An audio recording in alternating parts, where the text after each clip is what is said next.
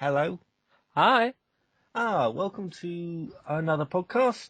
We're recording right now a podcast about Star Trek, the original series, and we're going to go through all the Star Treks give them each an single podcast, but we're not going to do each of the films doesn't have a podcast. We're going to do that in one lump. Well, maybe two, because there's a fair amount of films, but definitely it won't be one per film, yeah.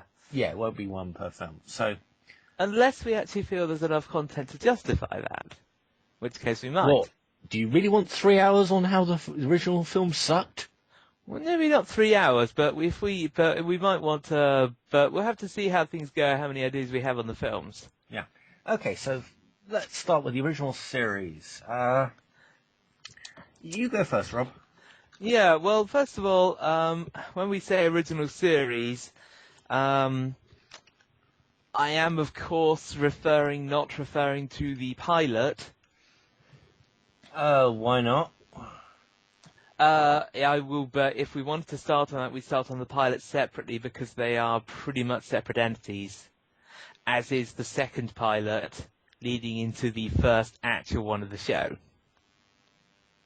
I suppose so, yes. Well, certainly the Pike one is it's very different. Yeah. Polo necks, Spock shouts a lot. Yes, yeah, it is quite... Not to mention the guns, they're in a weird way more realistic and there's more money spent on the effects. You will not see that same amount of money spent per episode in the rest of the original series. Yeah, So, yeah, it's an interesting one actually, because if you look at the roots of Star Trek are clearly Forbidden Planet. Yes, they are. They really are. However, the original pilot is like Forbidden Planet, the sequel. Mm-hmm. For instance, Spock shouts a lot. I think that's a direct reference to the fact that in Forbidden Planet, where it tests his intelligence, and it said, well, as a captain, you don't need intelligence if you have a loud voice. True. I think that's direct reference to Spock's character. He has intelligence, but he also has a loud voice. But essentially, it is like Forbidden Planet with a bit of Lost in Space mixed in. Yeah, it is. With the aliens. And it's an interesting one. It has a female first officer. I think we're still... No, I can't think of another female first officer. No, Deep Space Nine, technically... No, Worf. Yes. Who's first officer? Is it Kira or Worf? Kira. Okay, Kira, so we wait till Deep Space Nine again for that. Yeah. What I've got to say about the pilot is it was designed to be Wagon Train to the Stars, more of a... It was very cerebral, actually. I mean, it starts off with saying, here's a cerebral challenge. Essentially. Yes. It was more of a sterner show, more of what TNG was going to be. Okay, plot-wise. I'm really glad it didn't. Yes. Cause I like the sillier episodes of Star Trek Next Generation, which we're going to cover in a separate one, but I'm glad that they didn't take that approach. Yeah. Let's start with the pilot episode for Shatner. Absolutely brilliant. An absolute brilliant. It's very good. It also, in the end, has the same...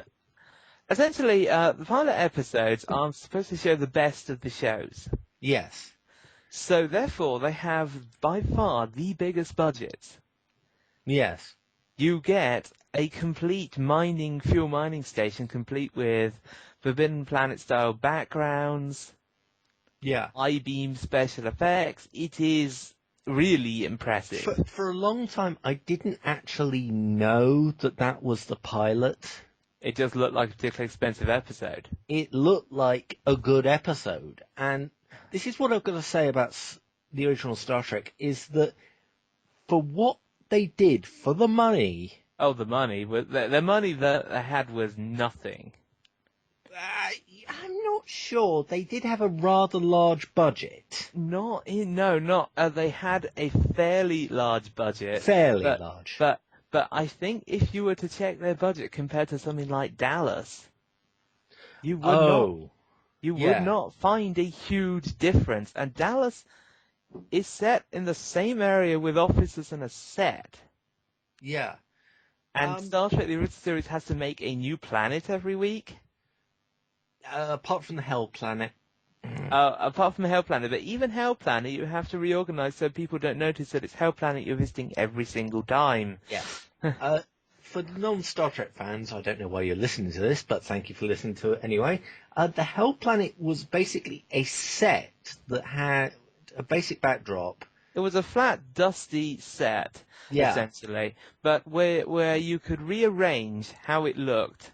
And add like rocks, essentially different styrofoam rocks, and make it look like it was either an icy planet which had about 10-foot tall cavemen, or you could make it look like it was a desert. Let's actually talk about an episode essentially we want to talk about the Kirk pilot. But the Kirk pilot starts out, and first off, bigger budget. When it starts out with them playing three-dimensional chess, and in some kind of like a break-ready room with a window view screen showing the space behind it, which there will be a callback in Voyager to that. There will be? Yeah, if you look at the original Series 1 and then the mess hall.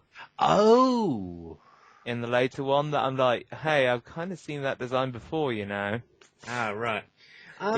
But anyway, so they got that, and then you got Gary, who they actually introduced as a genuine character, and then they go through, and they also have. Here's the thing they have, which they do not include later on. Go on. Actually, they do include once in the series a psychiatrist. Oh God, yeah. Now the psychiatrist is clearly meant as the character to be not there at the end of the episode, but they actually include one. Now they only include one other time in the original series.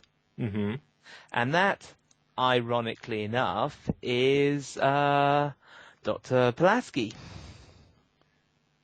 That wasn't a psychiatrist, actually. I think she was. She was in... Oh, was she science or psychiatry? She seems to talk... Science. She seems to talk an awful lot about psychiatry.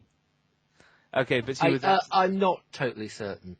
Okay, I think she was science, actually, but in the end she fulfilled the role of psychiatry because the entire episode was about psychiatry, and she did most of the stuff. So she was essentially psychiatrist the episode. But if you want to see young Dr. Pulaski, watch the episode with the killer chair of death. Yeah. Which is, by the way, we're referring to the one where the episode is one where there's a chair which rewrites memories, and a guy escapes onto the Enterprise. If you just look up killer death chair generally, or it's a memory chair, it will come up with that. Yeah. I'm just going onto the Star Trek official website. God, they've changed it, and it's ugly. Okay. I can't find anything. Bloody awful.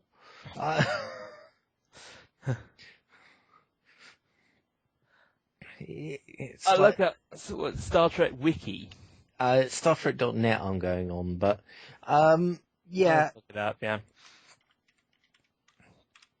Because I want to analyze something at some point. Yeah. It's weird, yeah. They used to have it a lot better than this.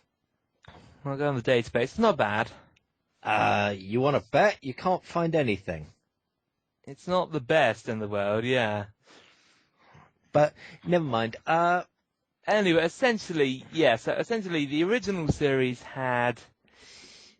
The original series starts out really with ends really with after the pilot where they it's the way you can really tell pilots is polo necks. Yes. Yeah. If you're watching an episode and you're thinking, I don't remember them having polo necks, and why are the colours on their uniforms wrong? You are watching the pilots. Yes. That's one of the main ways you can tell, and the fact that you think, wow, they've spent more on that than the entire season. Also true. Yes. So essentially, the original series starts out, and yeah, it is Wagon Train to the Stars, but not quite, because it's modified Wagon Train to the Stars, because officially, Gene Roddenberry put the pitch in, and they said it's too cerebral. Yeah. And that shows in the show, because it's not quite the same in the way that it doesn't have you actively having to think all the time, whereas the original was trying to do that. The original was like an early Firefly. I wouldn't say that. It didn't have the comedy elements, but apart from that, it didn't have the comedy, but but in a lot of ways, yes, it was, because it was about, we are not going to tell you what is right and what is wrong. Quite. If you look at both the pilots, you will find that the aliens are saying, we want to survive. Yeah. Pike's saying, you cannot take our freedom away. Kirk is, and there's a similar one with the Gary Mitchell one as well, where there's a lot of who is right and who is wrong in the end. Sorry, Gary Mitchell, I've refreshed my memory. The guy who got godlike powers, silver eyes. Oh, the pilot episode for Kirk. The Kirk pilot episode, yeah. Yeah. Essentially where he's going to nuke the planet. Yes. Yeah. Yeah. And also, another thing as well. Go on. The pilot episode is the only one that features automated fuel stations. Good Lord, you know more about Star Trek than I do. I can think of no other time when they actually talk about where they get their fuel from and refueling. A lot of the time they're low on dilithium crystals and stuff, but that's the only time they say, we are low on stuff, it's a bit wrecked, oh, there's an automated repair and refueling station, and they go to it. Yeah. That's also one of the interesting things, because, yeah, never mentioned again. I don't think in any of the series, really. Nope, not really. Now we're not going to talk about all the episodes, but let's talk about some of the classics. And also the general theme of the show, which we like, the good things it does. Yeah. Now, the good things it does is it keeps it light. Yes. Hilariously light at some points where the death count has been... There are some episodes where the death count has been 2 Constitution-class starships. No, not 2. Oh, sorry, no, okay. 4. Well, I can do better. I could do better. How about a star system several planets of millions? You're talking about the Planet Killer, yes. Yeah, and yes. the Constitution-class starship of crews who beamed down there to a planet that were killed, and Commodore Decker who rams himself into the ship, and they still can do a joke at the end and like, wow, you guys are callous. So that's hilarious. Yes. That's hilarious when it's just like, a star system has just died, guys. Well, let's have a joke. Yeah. So clearly these guys care not, which is kind of funny. But it's one of the things you just are like, yeah, it happens. Yeah. One of the excellent things about the original Star Trek is that it predicted so much of today's technology. It did actually. I mean, the tricorders exist. Yeah, roughly. No. The tricorder's most basic function exists now. Yes. you can get Lifetech. Yeah. It's really primitive. But It's not that reliable, and it's probably in a box bigger than the tricorder. But yes, yeah. you can. Mobile phones. Mobile phones with the and with the irony that you can actually get mobile phones which look like tricorders, and you flick up to use. Yes. So They're getting less and less common, unfortunately. I think It's a bit of a someone would. shame. I think someone will do a re-release. I think they will. They will do a smartphone re-release. Yeah. Yeah. They have also predicted webcams and video calling. Pretty much. That's a lot of the ones where are the Admiral calling them on there and Yeah. just doing that. They also predicted Wikipedia. They did predict it. However, there's one thing they didn't quite predict. Go on. That you could do vid calling wherever you want. That's one thing they don't do. It's only That's the one thing they don't do, but you've got to give them. Oh yeah, but it's in set locations like you're wrong. No, there's secondary control engineering has a screen. You can talk to people. Yes, but you are wrong. I think they've actually done vid calling once before. I don't recall mobile vid calling. I don't recall them doing that. Oh no! Wait! No. Sorry, I was thinking about Spock and the tricorder. No, nope. Sorry. No. Spock and the tricorder is And they. No, sorry. What you were saying? I was going to say related to that. Spock's tricorder is essentially a smartphone. Yes, with internet capability, I'd say. He doesn't have internet capability. He can kind of connect to the ship, but even that is often with. Well, no, it's more of an inbuilt Wikipedia. It's an inbuilt Wikipedia with scanning capability. Yeah. But but in terms of transferring the results, you do it with the yellow, green, and blue cards. Yes, they predicted memory cards. Yep. They are more like punch card systems from earlier computers, but apart from that... No, not really, because there's actually no... Oh, they are little holes, I think. They're not entirely... No, they're entirely flat. They're entirely flat, but I think they're not entirely a chip. There are like a few bits where it alters. Oh, okay. But so they are a bit more like old punch card systems. They're kind of a cross between a memory stick and a memory card and a punch system. Yeah. And they also hyposprays. I think the medical world wanted hyposprays. I think they did because it's better than needles in the end. Yeah, because I've seen them in I know it's movie technology, but I have seen them around, and I think they do exist. I think they do actually. I think it seems to recall they're not massively used, but the ability to inject something through the skin without actually piercing the skin, I think that has come around. Thanks. I'm not sure it was. I think thanks to Star Trek. I think if some things were inspired by. Yeah. It's like, is this possible? And somebody tested it. Yeah. Although some things that doesn't work for some things where I'm talking to you, Thunderball. Pardon? Thunderball has a scene where Bond uses a rebreather. Oh, yes. Yes, what actually happened was afterwards the filmmakers were phoned up by an engineer who mystified, how does it work? Editing. Yeah, I haven't seen that rebreather appearing anytime soon. No, neither have I.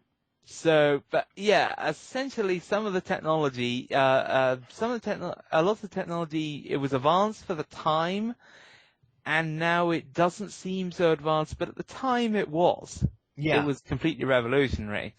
Now, one of the things that is not revolutionary. Go on. And having experienced this myself, trying to use anything, is the control systems. Oh, Good yes. God. I tried to operate the Enterprise in the No. Starship controller Oh, right. program. Let's just say, of all the ships, the Enterprise, original Enterprise, is awful. Little analog switches that you flick up and down that have no labels. Yes. It's amazing. You can't actually get it to. The most I managed to do was access Scotty's engineering station and get pictures, and actually use the pictures to work it out, because I'm like, and I have all the greatest respect for the characters in the show for actually being able to operate that stuff. Yeah. And I feel sorry for the actors. Yeah, me too, because they had to make that look genuine, and I'm going through it looking, I don't know how to do this. Yeah. Oh, and they also predicted Bluetooth. Essentially, kind of wire-to-wire things. Yeah, that's right. No, Uhura's earring thing. That's true. Yes, I didn't think of that, but that is true. It just came to me. So yeah, But so there's a lot of stuff that they do that is advanced. Now, things that they do, things that are not so advanced. Yeah. I would say the phasers, I don't know how they aim them. Yeah, no, you can't say that. I know I can say that because they don't have rifling sights. If you look at the original phasers from the pilots, you could use them. You can't say that compared to the next gen. Next gen is worse, but original series is the next step down in terms of usability. True. The originals are pistols. They are aimable pistols. Yeah, and rifles. Actually. True. Yeah. The rifle, another thing that does not appear, as I recall. Yes, it does. Not in the Gary episode. Okay, no, it doesn't. I can't recall another certain person toting a rifle. Yeah. Which is a pity, because rifles are cool. Yeah. I've got to say that Star Trek did do things well budget-wise. Now, if you ever see those doors, there are actually two people either side who had a slit in the set and saw you coming and opened and closed. Yep. The actual doors. But it looks really good. And there's an awful lot of other tricks they do. Like, the length of corridor that they have for the Enterprise is very short. It's a similar trick that they use in Stargate Atlantis, where it will be the same length of corridor with alterations. Yes. Add some boxes, change a few things. It looks like an entirely separate corridor. It's not. Film it from the other way round. Exactly. From the other way around. Have them walk in from the other way. There you have another complete different corridor. Yeah. There are some sets which they had to do, like, for instance, the force field brig area. Yes. Yeah. That's a separate location. The ready room, the occasional ready room that they have. And I say occasionals because you don't see it. You see it on Trouble with Tribbles. The Romulan border episode. Yep. I can't remember the name. They're actually talking. I think they use it for the trial, Captain Kirk for the trial. No, different. Oh, different one. Room, okay. But I think they just took out the table. I think they did, actually. It's the same one. But technically, that's a separate room that they occasionally go to when they do want to talk. Yeah.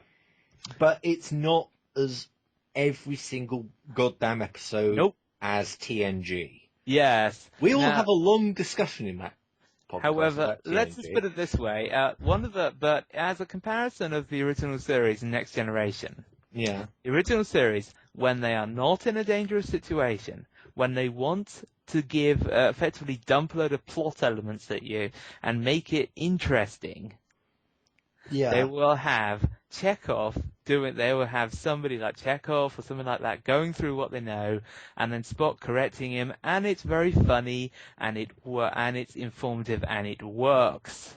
Yes. They do not stare death in the face and say conference. Oh, God. Yes. It's like the original crew are looking at the next gen crew as soon as a Romulan warbird decloaks and Picard says, conference! Yes, It's just exactly. like, aren't we going to raise the shield? No, conference. Yes, because apparently the next generation has a when you're in conference you cannot be attacked field. Yeah. Now this is something original series doesn't bother with, hence the Well, no, conference. actually, when they're in conference in the original series, they have been attacked once or twice before. Yeah, that's right. They have been. There has been a red alert, and then they come along and they come out, and then they deal with the situation. They do not have the conference fields. Yeah. Or they do not stay in the conference room, which I have seen them do, while the red alert is on. Yep. And it's kind of like, but we'll talk And- about Yeah, THG. yes, but as a comparison, the conference room is used blissfully quite briefly. Yes. Even Now, if they have it as a location, they actually prefer to talk on the bridge, which is good. yes. Yeah, And another thing I like, and it's something that effectively they tend to either ignore later on, which I don't mind myself, go on. is original series makes a big thing about the multiracial crew. Yes. Now that's fine for the time, but it doesn't mean so much now. However, the characters are good enough that you don't really care that they are pushing the everybody can get along together rainbow. Right, now, Not. before you keep going, I have to make sort of a plug here, Yeah. because there's something called Takei's Take. George Takei, basically Sulu, has got this web series that is goddamn awesome. He's funny. If you're not following him on social media, why not? He is hilarious. Just go and find Takei's Take. Rob, you've probably seen it before, and you I should. have actually, yeah. Yeah, and it is very funny. He's got a sense of humour that is incredible. It's kind of like, yeah. So I just wanted to pop that out there. An interesting thing, so an interesting thing that they have actually is you have a multiracial crew. Yeah. However, and here's a funny thing, that because it's only got to Deep Space Nine, Where you get it back. where you get it back, yes, because Voyager ignores it. Pretty much. Yeah. I mean, Yeah. Tuvok is an alien. I guess you have a Native American, but he's pretty much white. God, we're gonna have another But talk it's- in that. yeah. Oh. Oh yeah, Paris is white. Kim is Asian, okay, but they don't go to the same trouble, No. and I can see why. It's not an issue anymore. No. But I've really got to say that the original crew were the blueprint for all other crews. They in were. the Star Trek world. pretty much In the Star Trek however, universe, you don't. Essentially, their stations are that. Yeah. Are that. It's as I mean, they changed them around a bit and changed what they did. Yeah. I mean, for instance, in terms of changing what they did, Yeah. we'll get to this later on with Voyager, but let's just say, who does what with what console? What, in Voyager? Yeah. Yeah. That is just like they kind of gave up on that with Voyager. They did. Discuss it later in the Voyager on that one, but it's kind of hilarious.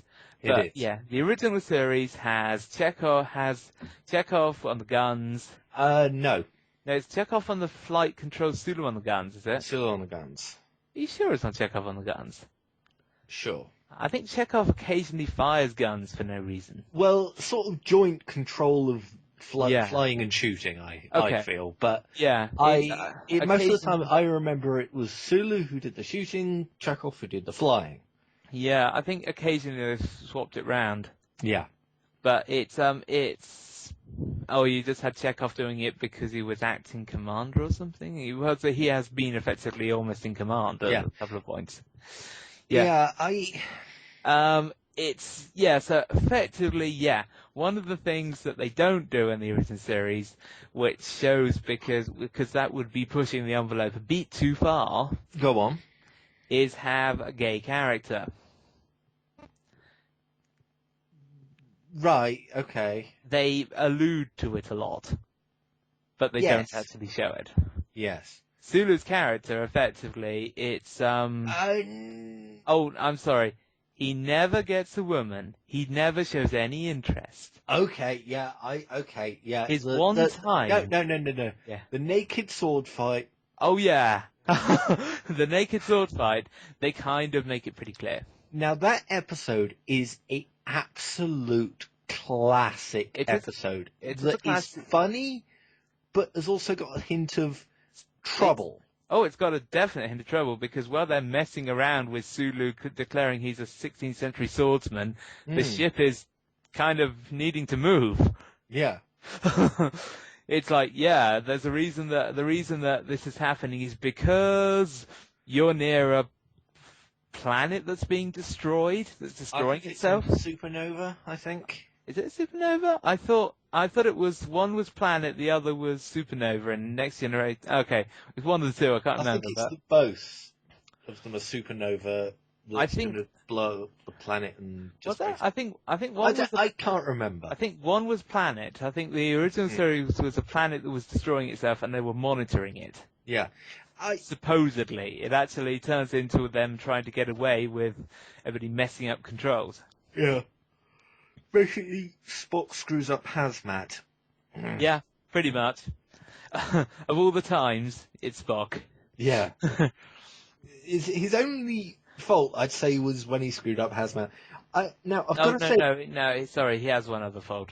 Go on. Those plants and those colonists.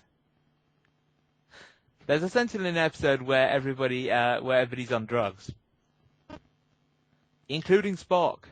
Oh, you mean the colony where they... Yeah. The colony where everybody's so happy. Yes. And Spock doesn't notice that there's a problem with the fact they have no livestock, they haven't built anything. And actually most of them don't, but Spock in particular should have. He should have been. As idyllic as this seems, something is logically wrong. Yeah. No, go on. Yeah, but essentially, apart from that, that is Spock's main failing, main time when he actually fails. Now, going back to the interracial crew, the first interracial kiss on television. Yes.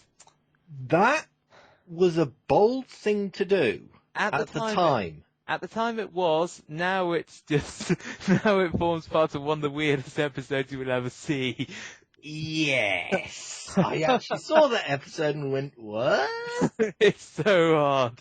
It's very odd, but at the time, I think there was laws about...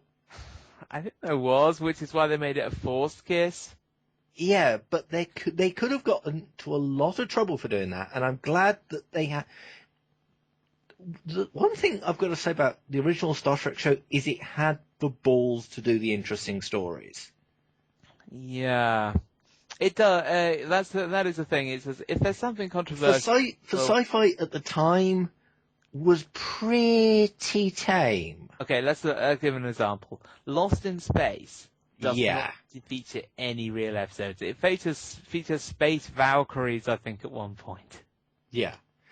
Yeah, and also Lost in Space has another flaw which Star Trek: The Original Series does not. Good. Go on. Lost in Space is set on one planet. Yes. Now, it is? Yes, it is. It is on one planet where the ship has landed. Oh. Seems to be in general. That seems to be. I watched 3 episodes of the original black and white series, and that they was like, no, you're still on the same planet. Ah. What actually happens is all the adventure inexplicably comes to them. Ah, okay.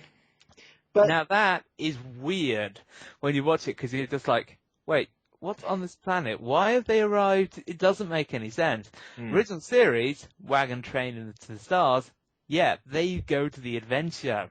Yes. Makes a lot more sense. Yeah, the whole series did its concepts very well.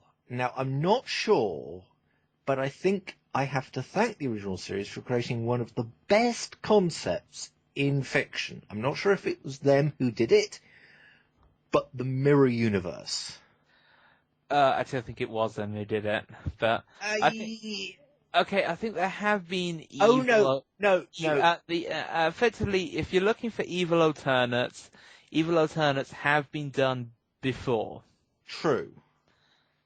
One of the best evil alternates, without actually being an evil, and it's exactly a clone, Yeah. evil clone, is Moriarty Holmes.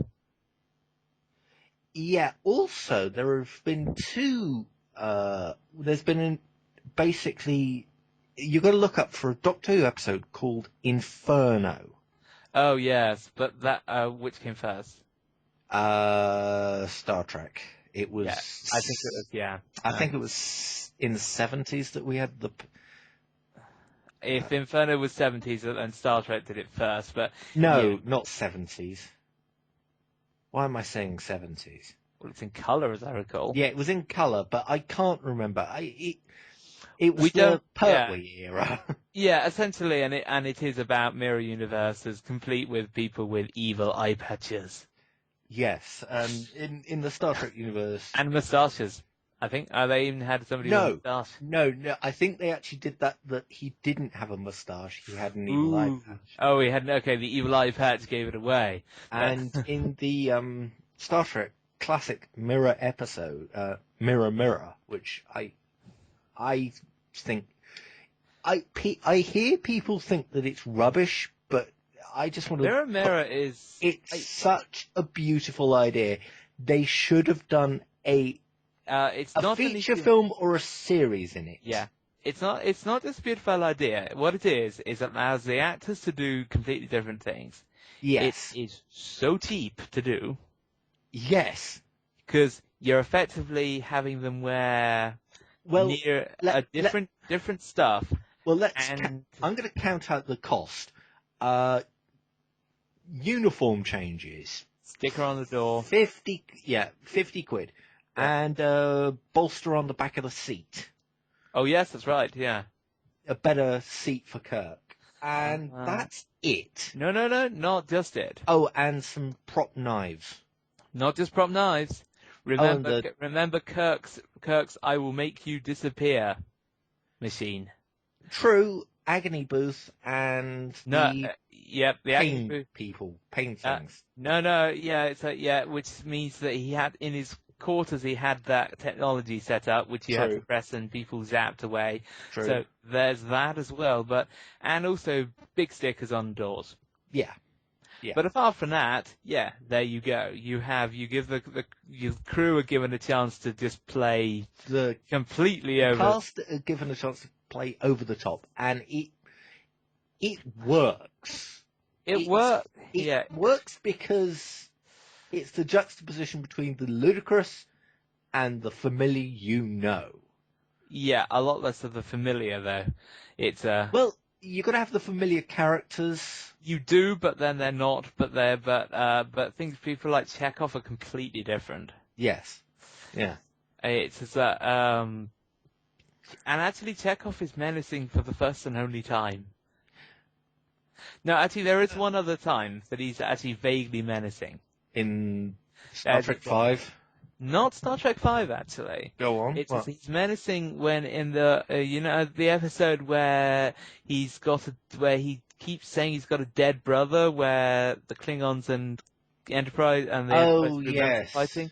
Yeah. Anyway, in that one he becomes like really kind of sinister, and it really works as well. So when he wants to, he can do it, as evidenced later on when he plays the evil telepath guy from Babylon 5. Yes. He has a lot of evil in him. Walter Koenig, please. Walter Koenig has a lot of evil in him. Yeah. He's good at that. I have got to say that one of my other favourite episodes has to be one of the first transporter accidents Okay. where Kirk gets transported up during an ion storm. Okay. And everybody goes out of the transporter, and Kirk's fine, apparently. Then sinister music, and another Kirk appears. Now, And the look on Shatner's face, and the music design, and the lighting tells you that he is pure evil, and it works. Yeah. The whole episode works because, on the other hand, the original Kirk that transported up is pure good. But he's actually pretty ineffective because he's pure good. Yes. Thing is, this is one thing which I find to be quite interesting. Go on. You can't do that for any later Treks. It doesn't work. No, you can't. Because original series is the only one where they don't have a computer that can track the life signs of two captains. Yes. Yes.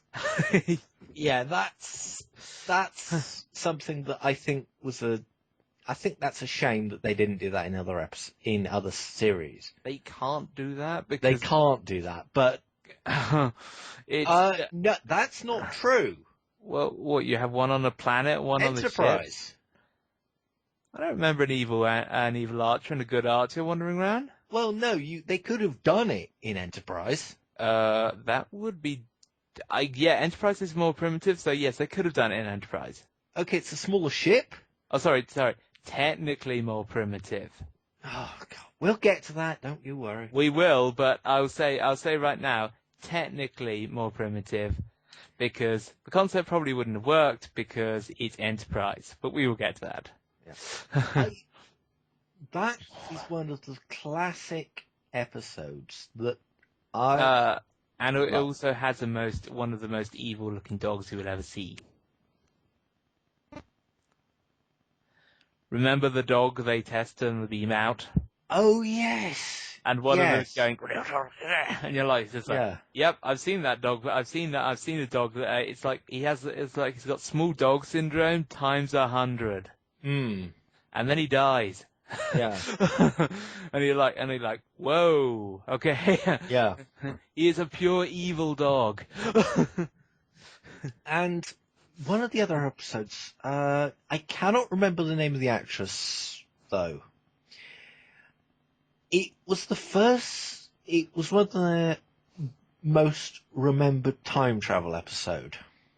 Is that the one with Guardian Edge Forever? Yes. Now that is good because I think it's actually called The Guardian on the Edge of Forever. I think it is actually, yeah.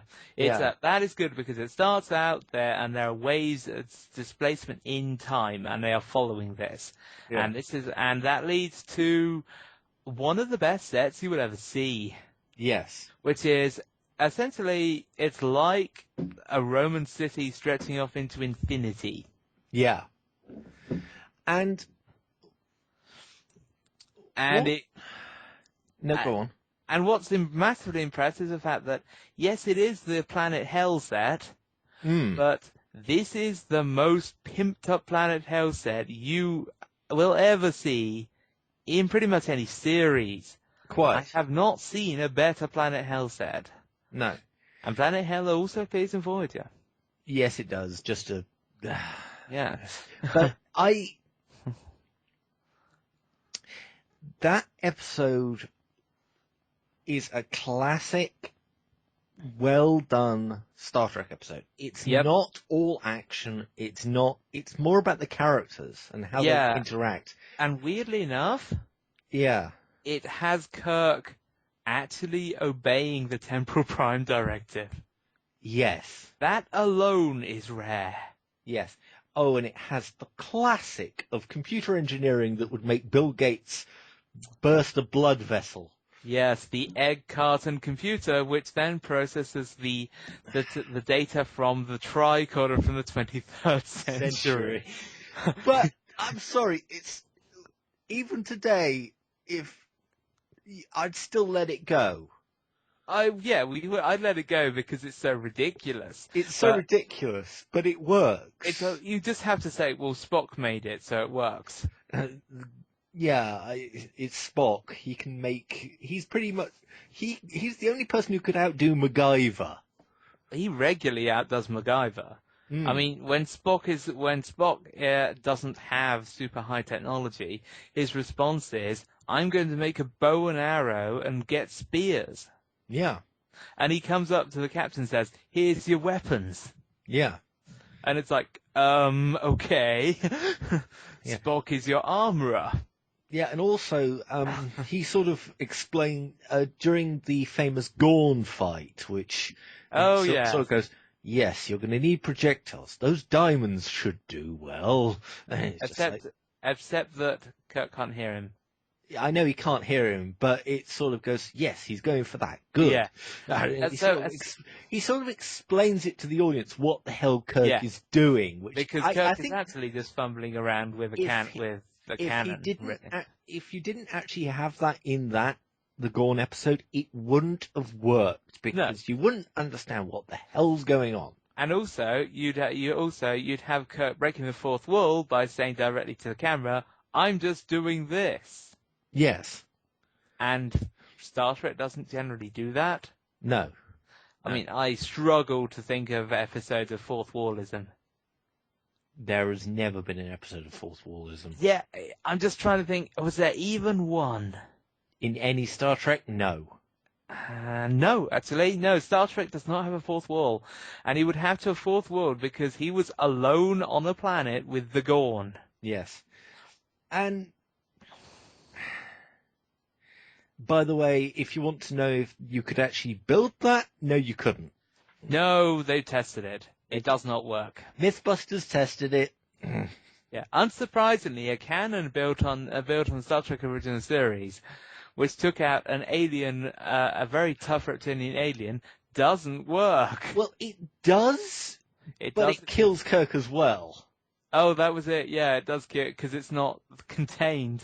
Not contained. It's more of a bomb than anything else. Yeah, it's like, I've made a primitive pipe bomb. Yeah. Well, it's very effective. Kirk is also dead. Yeah. Sit on this, Gorn. I'm going to run over here. It would have to be him lighting it and throwing it at the Gorn and then just legging it, which doesn't look as heroic. No. We've got to talk about one of the classic stupid things that was going on throughout the series, but nobody cared. And we still don't care today. Okay, I can think of a stupid thing. Well, no, I think I might be able to peep you to the post of this one. Shatner can never keep his clothes on during a fight. Oh, that is true. Yeah, Shatner has ripped clothes every time. He's in a fight will start, and then Shatner will have a ripped shirt. Yes, and the reason they did it was for the ladies, and I don't blame them. No, it's because they do exactly the same thing now with films.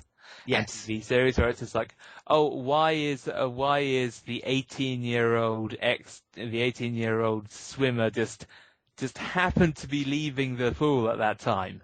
Yeah. When the camera is on them, and it's just like, really? You don't say. Yeah. I've got to say that. So what? In the end, and it's just like, yeah, it is a so what situation, and if you're looking, and they also do the same thing with the vaporware. Vaporware? It's otherwise known as the will they, won't they clothing. As in, will they, won't they fall off? Oh! With most of the female characters. So in other words, if you breathe, if there's too much of a breeze, yes, I've got to admit, the clothing for the females was a little sparse on some episodes. Yeah. One of the other classic episodes is the Corvomite maneuver. Now that's the one where it basically there's this ball of energy. Well, it starts out with them doing what Starfleet has a tendency to do, Yeah. and it gets them in trouble a lot. What, shoot first, ask questions later? No, because they do ask questions. Somebody says, could you just not go here? Yeah. And they say, and it's not even attacking them. It's just like, no, just don't go any further. So they blow it up. Yeah. Carry on going, because they've been told to make contact. Yeah.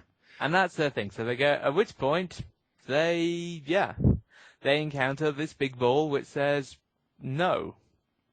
And they work around the problem, and They try every single solution, and in pretty much they try the technical solutions. yeah, They try the engineering solutions. They try everything that works, and then in the end, they just talk to them.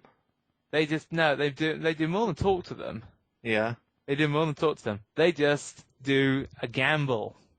Because Yes. that's one of the things that Oh, yes. they actually do. Because the call-by maneuver is a gamble.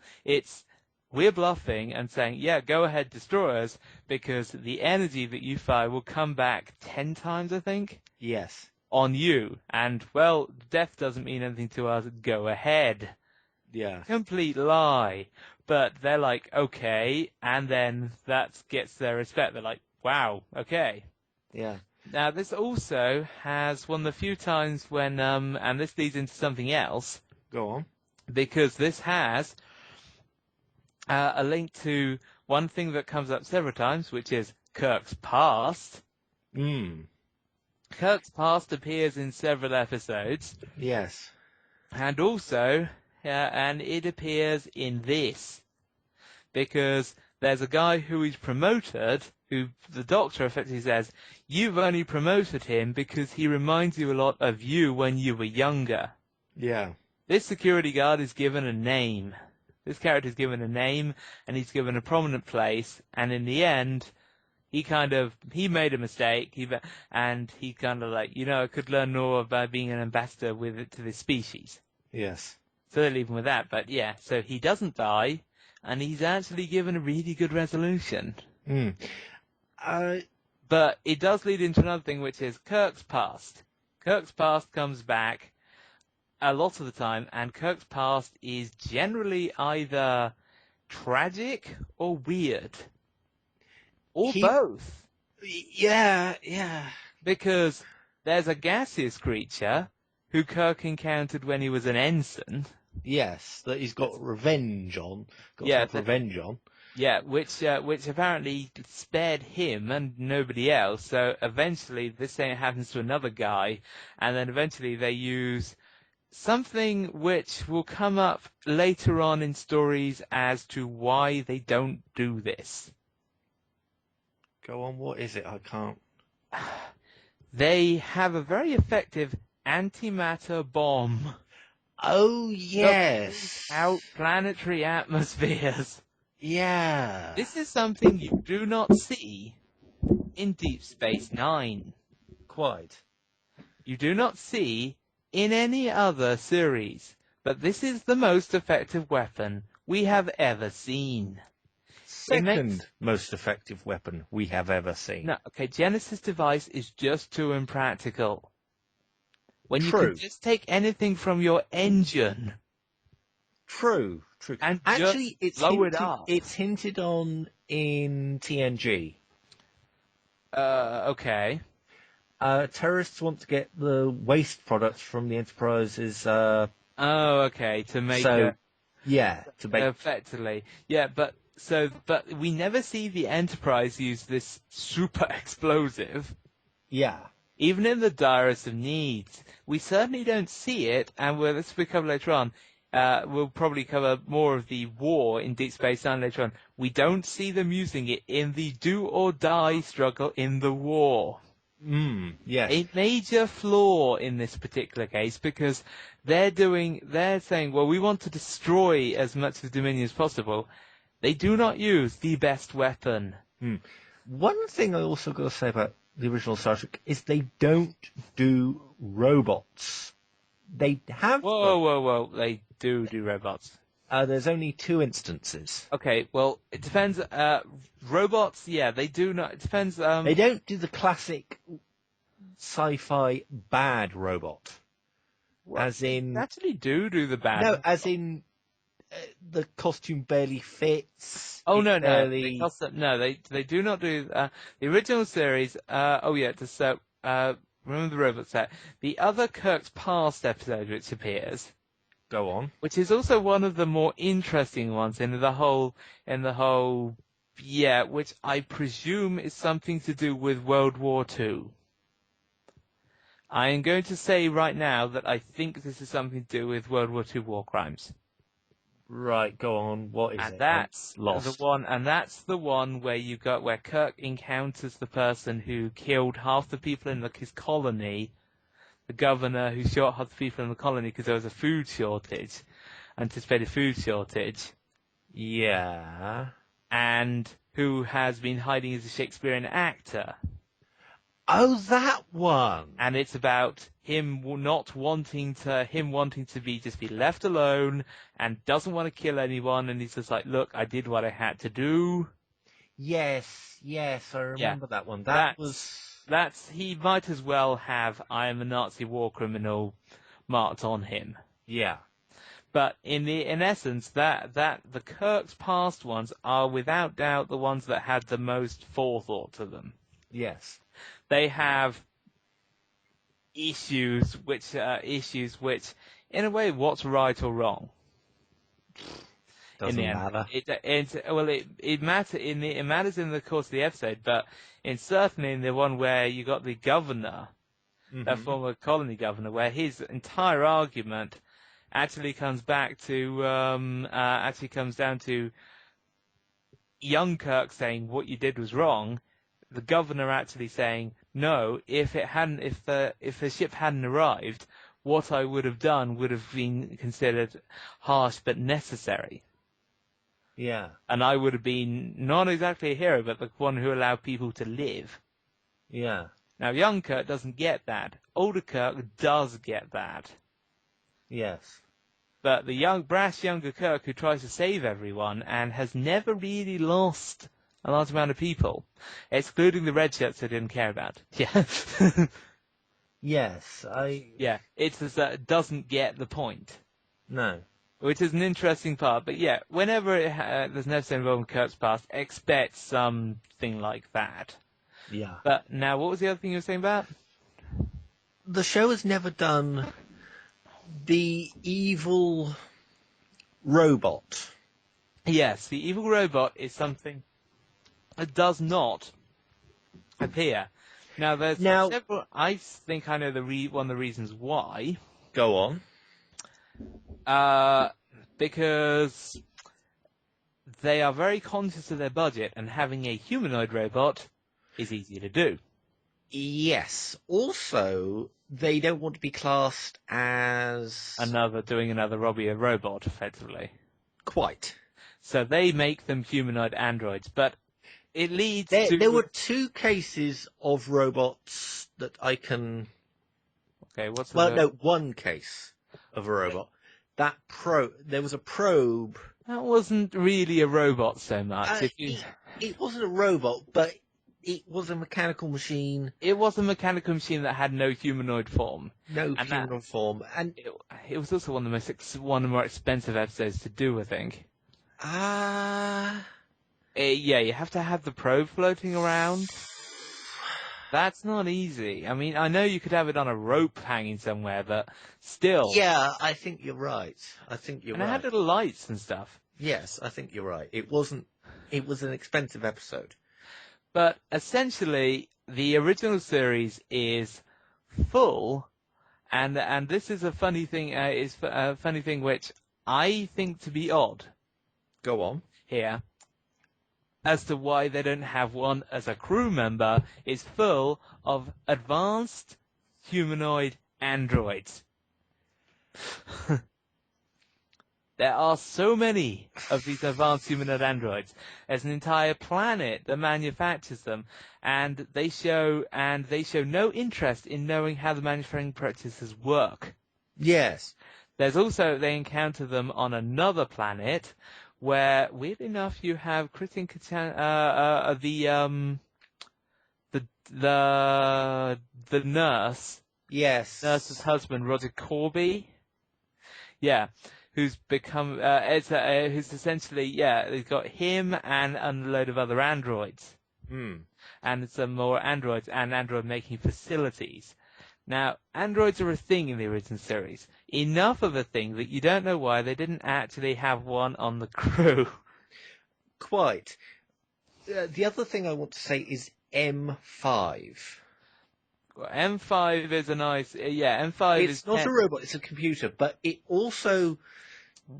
It also has Daystrom, which and Daystrom is something which carries over into the other series. Yes, it does. Because a lot of the original series is discounted as not happening.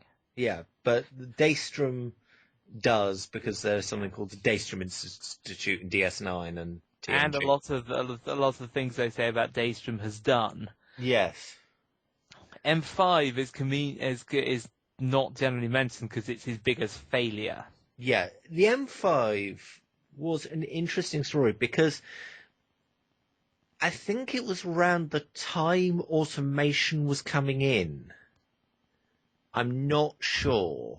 I'm not sure there's automation at that time. I think there were some computers which were being used on things, but they were not. They were not controlling. They weren't big, but and they weren't controlling things either. I don't think. No, sorry, I was more thinking about the 80s. What the hell was I thinking about? No, I think they were predicting. They were predicting, and in essence, they were essentially saying, so it was essentially hypothesizing of how you can have a self-sentient technology. Yeah. And the ways to screw it up, essentially. Yes. And that's what Daystrom does, because he doesn't provide safeguards. No. And it's not... I'm not sure it's a blueprint for HAL, but... There's a lot of HAL in it, in the fact that it's only wanting to survive. M5 came first. M5 came first, and M5 M5 wants to survive. Yes. And, however, it has some things which make it distinctly unlike HAL. The ability to kill people? No, not even that. Go on. M5's thing is the fact that it's actually got human consciousness. Yes. And it has emotions and things like that. HAL's thing is the fact that throughout the entire film it's struggling with the fact that it's been given two conflicting orders. And it's saying, logically, how can I deal with this? Yeah. Now, one of the things... let's go on to the so bad they're good episodes. I can only think of two. You can probably think of... no, I can actually think of three. Well, I was going to say there's some few... Yeah. With the android bodies thing. Go on. Again, what comes up is the fact that there's another episode that comes up where they're actually making where these ancient beings who have taken over members of the crew. Yes. Are actually making android bodies. Yeah. And that's again I believe that is the episode with Pulaski, isn't it? It is the episode with Pulaski, actually, yeah. No. Sure? Yes. Yeah, Pulaski, yes. Yeah. It is the one, yeah. But it's, and again, they're making android bodies, and again, the crew show not much interest in it. This is kind of ironic, because the Next Generation starts with everybody being fascinated by Commander Data. Yeah, and you're thinking, wait a minute, Commander Data is in no way special and is actually less advanced. Quite. Shall we get on to the... just trying to think if there was... Because what's something else I was going to say on that?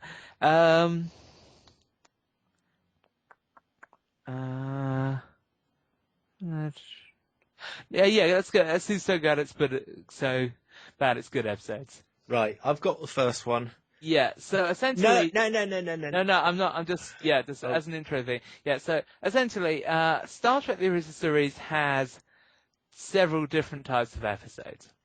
One is the so good it's good episode, and they're just ones that are generally good, like the one with there's a Vietnam War episode, essentially. there is? Yes, the two tribes, the Klingons have armed one tribe. Oh, Federation are trying to remove the yes. technology, they end up having to arm the other Other tribe. tribe, yeah. Hence causing an awful lot of wars, and because the Klingons and the Federation cannot fight each other. Yeah. A direct analogy to the Vietnam War. So they have they have good episodes like that, where just the content in itself is just like, okay. They also have a good episodes like the race card one where it's there's actually two beings that are black and white. Yeah. But it's white on the right side, black on the Yeah. left side, and the other way around on the other. And they are completely different, obviously. Yes. In no way are they similar. Yeah. And they sort of play it up, and it's brilliantly done. And Essentially, for the time, it was great. Yeah, because essentially they're saying they are different when actually they are really just the same, and they have been pursuing each other across the galaxy for centuries, and they are just in a continued conflict that they don't really remember why it started in the first place. Quite. And essentially in the end they find that they are the only survivors. Yeah. Because everybody else killed each other because they weren't pursuing themselves across hundreds of systems. Yeah. And in the end, they kill each other there and they say, what a waste. Now that is a direct thing to, we're all human here. Yeah. We're all the same. Yeah, we're looking at you, people who are people in the apartheid South Africa. Yeah. Essentially like pointing a finger at you like, yep. That's essentially what the episode is doing. Yeah. But so there are so good there, but there is a second one second class of episode I think where there are some goofy elements, but it's still got a message there. Yes. Quite a message. It's like, for instance, as goofy as just trying to think of a goofy episode. Okay. As goofy as certain elements of the Cloud City episode is. Oh God, yes. It has a point. It's pretty much saying, no, you're in your privileged position there, and you think you're different. You're not actually any different. You came from the same place. Yeah. And you consider yourself different because just a culture. Yeah. Now, that also has some goofy elements. Yes. Like the rage-inducing mind dust. I can't remember that episode very well, so yeah. But essentially the miners are less intelligent because of what they are mining. Yes. Now, this leads to one small problem which I always found with this. Go on. What civilization existed on the surface before then? And what were they mining, and who were they mining for? That's a point. Yeah, I never got that bit, because they were just like, well, we were mining, and then when we went to the surface and weren't mining, we found we got better. And I was just like, well, when were you mining? Who were you mining for? What were you mining? You were mining stuff that's only useful off-world. So what was going on with that? Were you contacted early? But there are questions which are never answered about that episode. But the basic premise is very good. And also, weirdly enough, it's also one of the episodes where Spock gets to prove he's a ladies' man. Yeah, there are several episodes. There are several episodes. This is one of them, the Romulan command, the one with the Romulan command, the other, where Spock is just like, hi. Yeah. It actually is alluded to in the Deep Space Nine 50th anniversary of the original Star Trek episode when Jadzia goes... the eyes. The eyes, and it's like, Kirk was usually quite a ladies' man. No, not Kirk, Spock. Yeah, that was alluded to in the fact And that that was quite clever. That was it's, very well done. that was a very nice allusion. It's the whole, Yeah. Spock is also a ladies' man. He's just when he wants to be. Yes. Yeah, he's half human, but that half human is smooth. Yeah, I think Roger Moore would have trouble if Spock, the original Spock, was in the room. Pretty much. He would It's have trouble. it's like, whoa, okay, Yes. you have all the chicks, I'll have what's left. And it's the fact that Kirk actually recognizes that. Yes. He effectively orders Spock to turn on the charm. Yes. Several times, you could get her on our side. Turn on the charm, Spock. Yeah. Like, he knows. Yeah. Kirk is more smarmy. He's more of a quagmire. He's more smarmy and confident and just pretty much saying, "Hi, I'm Kirk." And it's just like, "Hi, I'm Kirk. I'm commander of Starship. I'm also," and then it's just like, "Look at my shirt." Yeah. But I can teach you about love. Yeah. But it also works for Kirk. Yeah, it works for Kirk. It's, Sulu doesn't care for obvious reasons. Chekhov actually generally doesn't get the women, but that's kind of a short not true. I know he does sometimes. He does sometimes. But Scotty got one woman and then got accused of murder. Yeah, he did, yeah. So he's not exactly, yeah. But he's married to the Enterprise. Essentially, yeah. I mean, it's he is pretty much. It's when his idea of fun is he's pretty much like your standard World of Warcraft player. Yeah. When he was just like, "You're confined to quarters." Really? Great. I can go back to my technical journals. I'm just like, it's the same thing. It's just like, okay, so it's just like your terrible punishment is you're confined to quarters. Yay! With my computer. Well, looks like I'm going to be going to level 25. Essentially. By the way, listeners, if I'm sounding not too well, yes, we are. Friday. Yeah. I started collecting eggs in World of Warcraft for a mount on I think it was actually Thursday I started collecting. Got to 500 and then realised I needed to get to level 20. I was level 10. 5 you started at. No, I think 5 when I started collecting eggs. You started at 5 so let's just put it this way. Now level 20. Yeah, and this was... Think how much concentrated World of Warcraft thing that took. Yeah, and near the end, I couldn't find any quests. By the way, I found a lot of quests now. Yeah, they're called boards. You find them on there. Yes, all right. I'm a noob. Yeah. I'm a noob. It's more the fact that you didn't look for the cliche, because the cliche in films and computer games is you find a board. Or you go into a tavern in these RPGs and you just and then somebody says, "Could you do this?" Yeah. Now back to what. Yeah. So essentially, yes. It's essentially, yeah. There's episodes like that, and then there are these so bad they are good episodes where you just cannot take them seriously because they are ridiculous. Now I'm going to say the first one. It's not going to be the one you're going to say. The gangster episode. Oh God!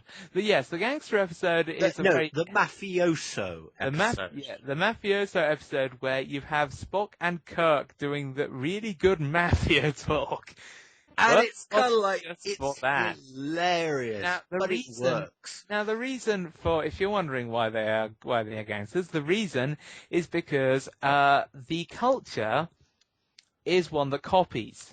Yes. Now, this does not explain certain things in the episode. Just so you know, but it's the thing that there was copied. What, such as how they made motor cars? Or Tommy guns. Quite. Or hats. But pretty much there was a mob, there was a book. I don't get why they had this book. But on the starship... The crash. There was a book of the gangster families and the way they operated. Yes. Now, the natives there copy things very well. Yes. incredibly well as it turned out, because unless they were doing a costume party on this starship that crashed, Yeah. they managed to get 1920s style buildings, Cars. cars, Tommy guns, Lingo. Tommy guns, and Oh, everything and food. else. Oh, food, sorry, yeah. It's just that to keep the lasagna or that, yeah, they pretty much, and everything else, and had an entire planet run by the mafia.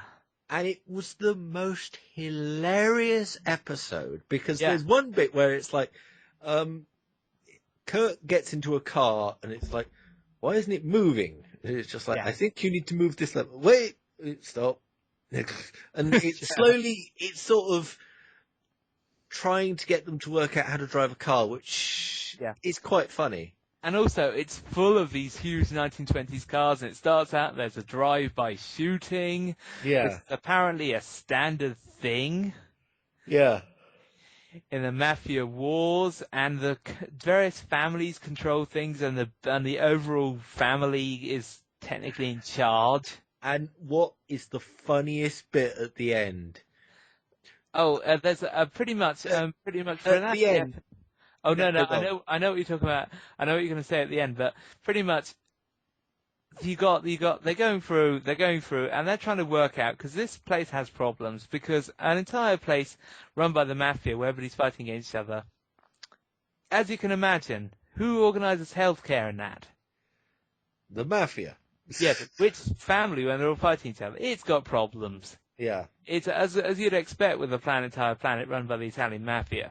Yeah. Yeah, but it's essentially, yeah. So essentially, they go through, and at the end, just not at the end, not quite at the complete end, Yeah. but they're kind of like, they pretty much sort your planet out, and the way they do that is by saying they're the big over gang Yeah. in the sky, and say, we'll be back, bucko, essentially, and just go. And just kind of say, sort your stuff out, because we might come back and collect. Yeah. And if you don't do it. And it's just like, and then at the end, which I love, is just like, what if they become more powerful? And then Kirk says, well, then they might want to come and get a piece of our action. Yeah. And it's kind of like, yeah, that's so funny. A piece of our action, but because pretty much they said they want a piece of the pie.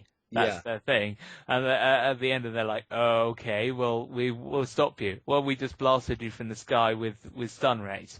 Yeah, just so you know." And they're like, "Okay." These Tommy guns are pathetic. Yeah, effectively, they get the main gang members all in a room and say, "Yeah, you're small fry. We're the big guys here."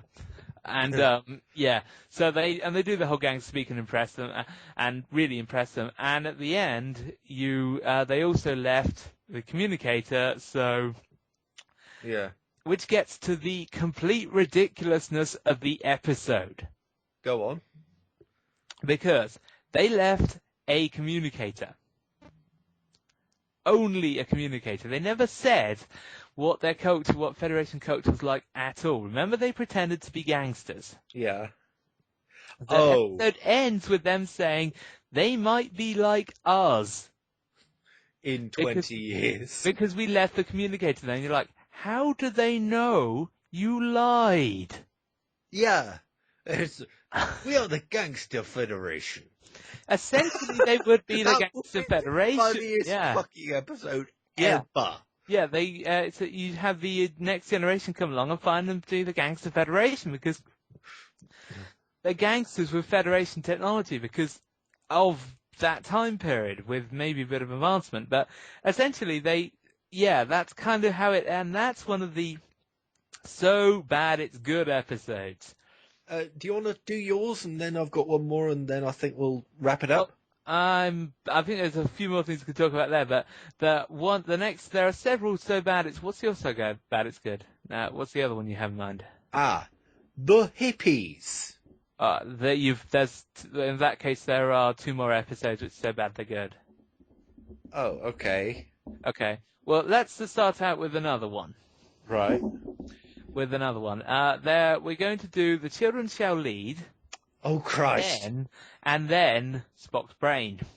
Yes, and then we'll end with the hippies. With the hippies, yeah. Which And I then can't quite remember too much about, but I just... Yeah. And we haven't also talked about the actual characters. We said about how they're racially homogenous people, but Yeah. haven't said about the characters themselves, so that's another thing to do, yeah. Yeah, true. But essentially, there's an episode, the episode The Children Shall Lead is so bad, it is just... You just laugh. It's hilariously bad and you laugh at it. Because essentially it is children. It's a colony where the adults are all dead. But the children Are fine. fine. Yeah, so they arrive and then the children don't seem concerned about the fact that they're the parents are lying dead. Yeah. So they're kind of rescued and the parents are buried, I think, yeah. Yeah. But unbeknown to them, to the crew, something has come along with the children which is kind of fat, Yeah. green glowing, and an old guy Yeah. who kind of taunts them and says, "You should do this." And they Yeah. go, "Yeah, we should do this." And then they do weird hand gestures. It's Which put your palm out and smack your hand down. Yes. And then they go bing, and then it does various things because he uses the children to channel his power. Yes. Essentially do his bidding. And they essentially killed the parents because of him. Yeah. Now, this is a weird thing that will never be mentioned because, as far as we know, by their own choice, they killed the parents. Yeah. Not coercion in any way, or even if there wasn't coercion, it was like, you should kill your parents. I don't really want to. You really want to. Yes, I do actually. Bam. It's just like, Yeah. they got me the latest Federation Xbox. Yeah, I'm not interested. I want new games. Give me new games. Essentially, yeah. Suddenly a shit ton of games appear. Yeah, but essentially for no reason at all. They're like, no, we don't like them. We agree with this floating glowing green figure. Yeah. And so as they get on board, and then they start modifying stuff and things like attacking a couple of people, and they're like, it can't be the children. And there's kind of signs of an extra dimensional force. Yeah. And it just gets weird. Like, they take over the ship, essentially. Pretty much. And the way they defeat the children of evil is by showing them archived pictures of them playing with their parents. Yeah. Remind them of the good old days that they should really have remembered in the first place because it wasn't that long ago. Yeah. And essentially they're not being frustrated and angry means that the thing dies. Yes. Or just disappears and goes elsewhere, maybe. Yeah. It is so bad it's good, and there's just like, just because you're just like, what? Everybody acting so scared of these children. Yes. Yeah. They haven't quite worked out that unless they do their stupid hand gestures, Yeah. you can actually just tackle them. Yeah. Or shoot them. Or even gas them. Indeed. Anything you can do to keep them conscious, and then the green floating figure can do nothing. But instead, they cower in fear as the engineering department is taken over by the children. Yeah, indeed. And things like that. And it is just so stupid. It's just like, and yeah, it's one of the ones where you wonder why they have a problem with a group of children when they have taken on Klingons. They have taken on other energy beings who actually feed by having them actively kill each other. Yeah. Actually kill Klingons and things like it's that same episode where it's just like, that was a much more malevolent energy being than this guy. Yeah. What Do you want to go on to the next one? Spock's Um, brain? yeah, that's fine. So, yeah, which leads us on to the next one, which has no children in it. But it does have one of the silliest premises you will ever see. Oh, And that yes. is, Spock's brain is stolen. Quite literally Yes. stolen. This is in itself is not the worst thing in the world. Because it's not the worst thing in the world, worst premise in the world, because it's Spock. But the way the episode is structured in terms of the script doesn't help. No, But and also, I want that control. yeah, pretty much. So Spock's brain is stolen, and a ship using an incredibly advanced ion drive. Which actually, if you're It's not a not a science fan, yeah. actually exists today. It's existed for a long time because ion drives is one of the more simple drives. Well, no, It is actually. well, no, it hasn't existed. It's only existed for like 10 years. Oh, a bit more than that. I think the Voyager probe had a bit of an ion drive. No. Okay, I think it's existed for more than 10 years. I think Oh, all right. Okay. it's But been used pretty much. If you have a slow-moving spacecraft and you want to make minor course corrections over a long period of time, I suppose so. Yeah. use an ion drive. Because an ion drive just effectively just fires ions out and there's a reverse reaction. Yeah. Now that's what an ion drive does. Now, in this episode, the fact they use an ion drive implies that they are incredibly advanced. And Also, it's really fast. and what's really interesting is it's going to take us 3 weeks to get there. Yeah, essentially they're like, it's going to take us 3 weeks. It's going to take us 3 weeks to pursue this ship, which has already landed for virtually no time at all. So, with them going maximum warp that they could go. Yeah. Yeah. So essentially, Spock's brain is stolen using he's being kept alive by life support, but unless his brain is returned by methods which McCoy doesn't know how, because he doesn't know how it's done in the first place, Yeah. his body is going to die. Yes. So that sets up the premise of the episode. Kirk following the ion trail, Yeah. which takes it to a system. Now there are then 3 planets in the system, none of which can actually support Life. no, they can support life, but they don't have the technology for this incredibly advanced ion drive. Yeah. They go through the planets, and they go through in quite a lot of detail Yeah. on these planets, and then Kirk chooses one planet, which is an icy planet, Yeah. because it has a potential source of power which it shouldn't have, considering it's a glaciated planet with no technology. Yeah.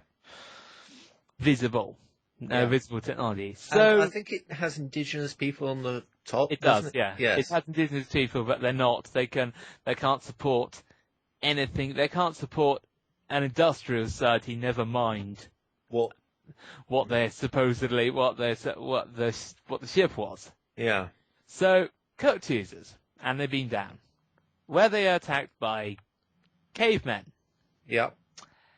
And so they fight them off, and then the cavemen are really scared of pretty much the ones below, Yes.